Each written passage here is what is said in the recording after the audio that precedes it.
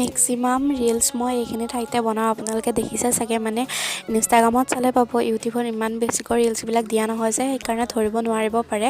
আৰু এই ঠাইখিনি বহুত দূৰতো নহয় বাৰু, আমাৰ বাটৰ সেইখিনিতে, কিন্তু মই আহিব পৰা নাছিলোঁ বিশেষ এটা কাৰণত। এতিয়া আপোনালোকক কৈ আছোঁ বাৰু কাৰণটো। পিছে এতিয়াও ওলাই মেলি ৰেডি হৈয়ে আছোঁ ৰিলচ বনাবৰ কাৰণে। মানে মাঘৰ 1 তাৰিখে মই পৰি মানে ভৰিৰ এই গাঁঠিবিলাক যে সেইবিলাক ওলট পালট হৈ গ'ল। এতিয়া দেখুৱাওঁতে কৈছে বাৰু কেইদিনমান লাগিব ভাল হ'বলৈ, আৰু আপোনালোকে আশীৰ্বাদ কৰিব যাতে সোনকালে ভাল হয়। এতিয়া অলপ ভাল পাইছোঁ বাৰু। আগতে ভৰিখন পাতিবই পৰা নাছিলোঁ, এতিয়া বেলেগৰ হাতত ধৰি ধৰি এটা দুটা খোজ দিব পৰা হৈছোঁ। আৰু ইমান কষ্ট কৰি ৰিলচ নবনালোঁ হয় যদি এইকেইটা প্ৰমোচনৰ ৰিলচ নহ'ল হয়। যিহেতু প্ৰমোচনৰ ৰিলচকেইটা বনালে ময়ো সৰুকৈ কিবা এটা পইচা পাওঁ, সেইবাবে কষ্ট কৰি ৰিলচ বনাবৰ কাৰণে এতিয়া আহিছোঁ।